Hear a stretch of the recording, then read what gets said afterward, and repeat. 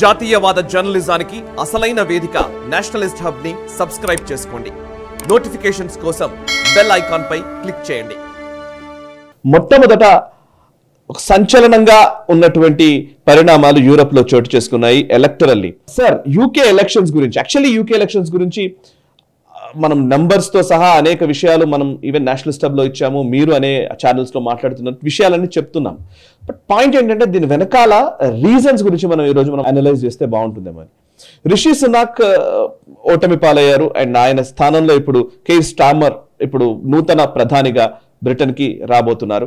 So Britain నూతన ప్రధాని ఇప్పుడు లేబర్ పార్టీ రిప్రజెంటేటివ్, అది లెఫ్ట్ లిబరల్ ఎకో సిస్టమ్ కి సంబంధించినటువంటి ఒక పార్టీ లేబర్ పార్టీ ఈ రోజు అక్కడ అధికారంలోకి వచ్చింది. సో రైట్ వింగ్ పార్టీగా చెప్పుకున్నటువంటి కన్జర్వేటివ్ పార్టీ ఓటమి పాలైంది. ఇంకోవైపు యూరోప్ లోనే అటు ఫ్రాన్స్ లో చూస్తేనేమో అక్కడ లెఫ్ట్ పార్టీ ఓటమి పాలవుతున్న పరిస్థితి అండ్ రైట్ వింగ్ అక్కడ అధికారంలోకి వస్తున్న పరిస్థితి. మీరు చాలా రోజుల నుంచి మనం గ్లోబల్ రౌండప్ లో చెప్తున్నదే, మీరు అనేక సార్లు మీరు విశ్లేషించిందే. బట్ ఒకే యూరోప్ లో లెఫ్ట్ రైట్ గా మారింది, రైట్ లెఫ్ట్ గా మారిన పరిస్థితి కనబడుతోంది. సరే, ఇటలీలో రైట్ వింగ్ పార్టీయే అధికారంలో ఉందనుకోండి. ఈ ఫస్ట్ అది యూకే ఎలక్షన్స్ ని మీరు ఎట్లా చూస్తారు అండ్ ఫ్రాన్స్ గురించి కూడా మనం మాట్లాడదాం. అంటే మనకు బేసిక్గా సో కాల్డ్ కన్జర్వేటివ్స్ ఎవరైతే ఉన్నారో వాళ్ళ నుంచి ప్రజలు ఏం ఎక్స్పెక్ట్ చేశారో అది జరగలేదు. కన్జర్వేటివ్స్ చేయవలసింది చేయలేదు. కన్జర్వేటివ్స్ ఏం చేయాలి? బ్రెక్సిట్ ఎందుకు జరిగింది అక్కడ? ఈ ఇమిగ్రేషన్, ఇల్లీగల్ ఇమిగ్రేషన్ వచ్చి వాళ్ళ డెమోగ్రఫీ మారుతున్నది, వాళ్ళ సంస్కృతి దెబ్బతింటున్నది. కాబట్టి మనం యూరోపియన్ యూనియన్లో ఉంటే మనకు కోటా పడేస్తారు, మన నెత్తిన వీళ్ళని తెచ్చి పెడతారు, కాబట్టి మనం దీని నుంచి వెళ్ళిపోదామన్న దృష్టితోటే బ్రెక్సిట్ వచ్చింది. అంటే ఇల్లీగల్ ఇమిగ్రేషన్ ఆపవలసింది. మరి మనకు బోరిస్ జాన్సన్ దగ్గర నుంచి తీసుకొని, తెరిసా మే దగ్గర నుంచి తీసుకొని, లిజ్ ట్రస్ దగ్గర నుంచి తీసుకొని, రిషి సునాక్ దాకా ఎవరు దీనికి సొల్యూషన్ ఇవ్వలేకపోయారు, ఆపలేకపోయారు. ఏదో లాస్ట్ మినిట్లో రవాండా ప్లాన్ అనేది తీసుకొచ్చాడు ఇతను, కానీ నిజంగా అది పని చేయలేదు. పోనీ అతనే ఇమిగ్రెంట్, రిషి సునాక్ స్వయాన తన ఇమిగ్రెంట్, కానీ ఇమిగ్రేషన్కి వ్యతిరేకంగా మాట్లాడాడు. ఇల్లీగల్ ఇమిగ్రెంట్ నాకు అర్థమవుతుంది, కానీ ఈవెన్ ఇమిగ్రేషన్కి అతను వ్యతిరేకంగా ఉన్నాడు. ఎందుకంటే మనకు భారతదేశంతో ఒక విధమైనటువంటి ఫ్రీ ట్రేడ్ అగ్రిమెంట్ చేద్దామని చెప్పి గత 3-4 ప్రధానమంత్రుల హయాంలో నడిచినాయి చర్చలు, కానీ ఆయన విఫలమయ్యాయి. అవి ముందుకు జాగలేదు. ఎందుకు? మేజర్ కంటెన్షన్ ఎక్కడ వచ్చిందంటే కనుక వాళ్ళేమో మనకు వస్తువులు అమ్ముతారంట, దానికి మనం ఫ్రీ ట్యాక్స్ లేకుండా వాళ్ళు ఇక్కడ తీసుకోవాలి. బహుశా మనం అమ్మేది వాళ్ళు తీసుకోవడానికి సిద్ధంగా ఉన్నారు, కానీ మన మనుషులు అక్కడ వెళ్ళడానికి సిద్ధంగా లేరు వాళ్ళు. ఎక్కడైతే హ్యూమన్ ట్రాన్స్ఫర్ ఉంటుందో, ఎందుకంటే ఫ్రీ ట్రేడ్ అగ్రిమెంట్లో ఫ్రీ మూవ్మెంట్ ఆఫ్ పీపుల్ కూడా ఉండాలి కదా. మన సైంటిస్టు, మన అకౌంటెంట్స్, మన ఎవరైతే మనకు వర్కర్స్ ఉన్నారో వాళ్ళందరూ ఇక్కడికి వెళ్తారు, వాళ్ళు ఇక్కడ రావచ్చు. మన టీచర్స్, మన అకాడమిషియన్స్ అందరూ ఈజీగా వెళ్ళేటువంటి వెసులుబాటు కలిగించాలి. అక్కడ వాళ్ళు ఒప్పుకోలేదు. సువర్లా బెర్బెర్మెన్ ఆవిడ గోవా నుంచి వెళ్ళినటువంటి కుటుంబానికి చెందినటువంటి వ్యక్తి, రిషి సునాక్ భారతదేశం నుంచి వెళ్ళినటువంటి, వీళ్ళు అపోజ్ చేశారు. సో కాబట్టి కన్సర్వేటివ్ పార్టీ చేయవలసింది చేయకుండా వీళ్ళు ఇటువంటివన్నీ చేయడంతో వాళ్ళ ఎకానమీ చాలా దెబ్బతినింది. మొట్టమొదటిది, వాళ్ళు మన నుంచి కిందికి వెళ్ళిపోయారు, 6వ స్థానానికి వెళ్ళిపోయింది యూకే ఎకానమీ. 0.1% మాత్రమే వాళ్ళ జీడిపి గత సంవత్సరం నమోదైంది. దీంతో వాళ్ళ అక్కడ ఉన్నటువంటి పరిస్థితి చాలా విషమంగా తయారైంది. ప్రజలలో మనం బ్రెక్సిట్ చేసి తప్పు చేశాము అన్నటువంటి ఒక భావం వాళ్ళలో రావడం మొదలుపెట్టింది. అంటే వాళ్ళ సమస్యలకు పరిష్కారం అనేది దొరకలేదు అని అర్థమైంది. పైపెచ్చు బోరిస్ జాన్సన్ లాంటి వాళ్ళు కరోనా టైంలో ఆయన ప్రజలందరినీ ఇంట్లో కూర్చోమని చెప్పి వాళ్ళ మీద కఠినమైన శిక్షలు వేసి తను తన 10 డౌనింగ్ స్ట్రీట్లో పార్టీలు చేసుకుంటున్నాడు అతను. సో దీంతో ఏమైపోయిందంటే వీళ్ళ లీడర్షిప్ మీద ఒక విధమైనటువంటి నెగటివిటీ అనేది ఆ సమాజంలో వచ్చింది. రిషి సునాక్ అన్నటువంటి వ్యక్తి అతను పాపులర్ వ్యక్తి కాదు, బ్యాక్డోమ్ ఆపరేటర్. అతను ఏదో ఫైనాన్స్ మినిస్టర్గా ఉన్నాడు, తర్వాత ఇతరత్ర పార్టీ పదవుల్లో ఉన్నాడు, కానీ అతను స్వయానా పెద్ద కరిష్మాటిక్ పర్సన్ అయితే కాదు అతను. కాబట్టి అతను గెలవలేదు. ఈసారి దారుణమైన పరిస్థితి వీళ్ళకి ఏం జరిగిందంటే, కన్జర్వేటివ్స్కి ఒక మాజీ ప్రధాని ఓడిపోయింది, లిజ్ ట్రస్ ఓడిపోయింది. మిగతా 3 కాన్స్టిట్యుయెన్సీస్ మనకు డేవిడ్ క్యామరూన్ది కావచ్చు, లేదా మనకు బోరిస్ జాన్సన్ది కావచ్చు, ఇటువంటివి వాళ్ళ అఫ్కోర్స్ వాళ్ళు కంటెస్ట్ చేయలేదు, కానీ వాళ్ళ కాన్స్టిట్యుయెన్సీస్లో కన్జర్వేటివ్స్ ఓడిపోయారు. సో అది పరిస్థితి.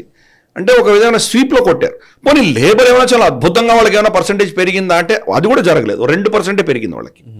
కానీ కన్సర్వేట్ ఓట్స్ ఏదో ఉందో స్ప్లిట్ అయింది. అది నిషేల్ ఫరాజ్ అన్నటువంటి వ్యక్తి గత 8 సార్లు కంటెస్ట్ చేసి ఫెయిల్ అయినటువంటి వ్యక్తి ఈసారి గెలిచాడు. అతను నిషేల్ ఫరాజ్ ఒక ఎక్స్ట్రీమ్ రైట్ భావజాలం ఉన్నటువంటి వ్యక్తి, కంప్లీట్ ఇమిగ్రేషన్ ఆపేయాలి అన్నటువంటి ఆ భావజాలం ఉన్నటువంటి వ్యక్తి.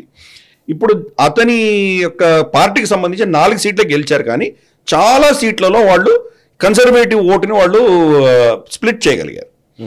కన్సర్వేటివ్ ఓట్ స్ప్లిట్ అవడంతో వీళ్ళు ఓడిపోయారు. కానీ ఇది కనుక కన్సాలిడేటెడ్గా ఉండింటే కనుక బహుశా దగ్గర ఫైట్ ఉండేది. 400 సీట్లు పైబడి 412 సీట్లు వాళ్ళకి లేబర్కి రావడంతో అబ్సల్యూట్ మెజారిటీ వచ్చింది. ఇప్పుడు ఢోకా లేకుండా వెళ్ళిపోయారు. ఇది కన్సర్వేటివ్ పార్టీకి సంబంధించిన అనాలిసిస్.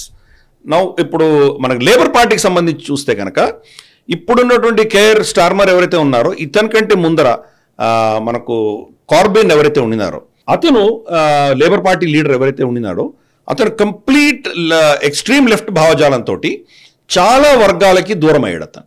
ఫర్ ఇన్స్టెన్స్ భారతదేశానికి వ్యతిరేకంగా, హిందువులకు వ్యతిరేకంగా, జ్యూస్కి వ్యతిరేకంగా ఇటువంటివి చాలా చెప్పాడు తను, జెర్మీ కార్బెన్. సో అతను చేయడం వల్ల, అతను చేసినటువంటి దుశ్చర్యల వల్ల లాస్ట్ టైం చాలా దారుణంగా లేబర్ పార్టీ ఓడిపోయింది, చాలా దెబ్బతిన్నారు వాళ్ళు. తర్వాత ఏం చేశారంటే జెర్మీ కార్బెన్ని తీసేసి కేర్ స్టార్మర్ని ఎప్పుడైతే పెట్టారో కేర్ స్టార్మర్ క్రమేపీ వాళ్ళ పాలసీలన్నీ రివర్స్ చేశాడు. జెర్మీ కార్బెన్ పాలసీలు రివర్స్ చేశాడు. అతను భారతదేశానికి దగ్గరకు వచ్చే ప్రయత్నం చేశాడు. అలాగే ఆయన సెంట్రిస్ట్గా వెళ్ళాడు. ఆయన సెంట్రలిస్ట్గా వెళ్ళడం, బ్రెక్సిట్ని నేను మళ్ళీ తిరగ రాయను, కాకపోతే ఈ యొక్క రువాండా ప్లాన్ని మాత్రం తప్పకుండా నేను కట్ చేసేస్తాను, నేను రాగానే ఫస్ట్ అదే నేను తీసేస్తానని చెప్పడం జరిగింది. ప్లస్ ఇతరత్ర జెర్మీ కార్బెన్ చేసిన తప్పిదాలు ఏవైతే ఉన్నాయో, ఫర్ ఇన్స్టెన్స్ యాంటీ సెమిటిజం కావచ్చు, వాటిని అన్నింటిని కూడా తిరస్కరించాడు. పైపెచ్చి ఏం చేశారంటే జెర్మీ కార్బెన్ని లేబర్ పార్టీ నుంచి ఎక్స్పెల్ చేశారు. అంటే వాళ్ళ యొక్క సిన్సియరిటీ అనేది నిరూపించుకున్నాడు అతను. ఇటువంటి వ్యక్తులు మా దగ్గర ఉండడానికి వీల్లేదు, మేము సమాజానికి వ్యతిరేకంగా మేము చెయ్యము, మేము ఒక విధమైనటువంటి పారదర్శకంగా మేము ప్రభుత్వాన్ని నడిపిస్తాం అన్నటువంటి ఒక భరోసా ఇవ్వగలిగాడు అతను. ఓకే, దాంతో జెర్మీ కార్బెన్ ఇప్పుడు జెర్మీ కార్బెన్ వచ్చేసి అతను ఇండిపెండెంట్గా నిలబడి తన సీటు దాన్ని గెలుచుకున్నాడు. కానీ ఆ ఎక్స్ట్రీమ్ భావజాలం ఉన్నటువంటి వ్యక్తులని లేబర్ పార్టీ నుంచి ప్రక్షాళన చేశాడు అతను. ఎన్నికల ముందర మనకు హిందూ దేవాలయాలకు కూడా వెళ్ళి అక్కడ సేవాభావంతో నేను పనిచేస్తాను అని చెప్పడంతో హిందువులకు కూడా కొంత ఊరట వచ్చింది. ఎందుకంటే జెర్మీ కార్బెన్ ఉన్నప్పుడు తప్పకుండా హిందువులకు వ్యతిరేకంగా అతను ఇచ్చిన స్టేట్మెంట్స్ కావచ్చు, కశ్మీర్కి వ్యతిరేకంగా ఇచ్చిన స్టేట్మెంట్స్ కావచ్చు, ఇవన్నీ మనం చూసాం. మనం అటువంటి భయాందోళన ఇప్పుడు అక్కర్లేదు అని చెప్పి అతను చెప్పడం, ఆ పార్టీలో ఒక సిస్టమాటిక్గా కంప్లీట్గా చేంజ్ తీసుకురావడంతో ఏ పనులు కన్జర్వేటివ్స్ చేయాలో ఆ పనులన్నీ లేబర్ వల్ల సాధ్యమవుతుంది అన్నటువంటి ఒక మెసేజింగ్ పంపించగలిగాడు అతను. సో అందుకని ఈ రెండు బోత్ యాంగిల్స్ మనం చూడాలి. కన్జర్వేటివ్స్ తప్పిదాలు, లేబర్ పార్టీ అనేది వాళ్ళ రిఫార్మ్ ఎట్లా చేసుకుని వాళ్ళ ప్రక్షాళన చేసుకొని ఒక పారదర్శకంగా ముందుకు రాగలిగారో ఈ రెండు కూడా అక్కడ చూస్తున్నాం మనం. కానీ మనకు ఇతరత్ర మనం అక్కడ చూసామంటే కనుక మనకు ఫర్ ఇన్స్టెన్స్ మనకు నార్దర్న్ ఐర్లాండ్లో షిన్ ఫెన్ అన్న పార్టీ గెలిచింది.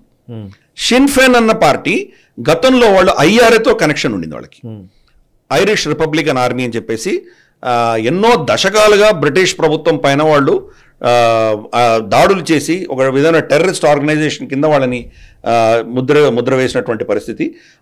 అటువంటి ఐఆర్ఏ తోటి అనుసంధానం వాడు సంబంధాలు ఉన్నటువంటి పార్టీ షిన్ ఫెన్ ఈరోజు నార్దర్న్ ఐర్లాండ్లో గెలిచింది. అంటే వాళ్ళు ఒక వేర్పాటు భావజాలం ఉన్నటువంటి ఆలోచన ఉన్నటువంటి వ్యక్తి, ఒక పార్టీ, కరెక్ట్ వాళ్ళు గెలిచారు. అలాగే స్కాట్లాండ్లో స్కాటిష్ నేషనల్ పార్టీ ఏదైతే ఉందో SNP, అది దారుణంగా వాళ్ళు అక్కడ ఓడిపోవడం జరిగింది. 9 సీట్లు వచ్చే వాళ్ళకి.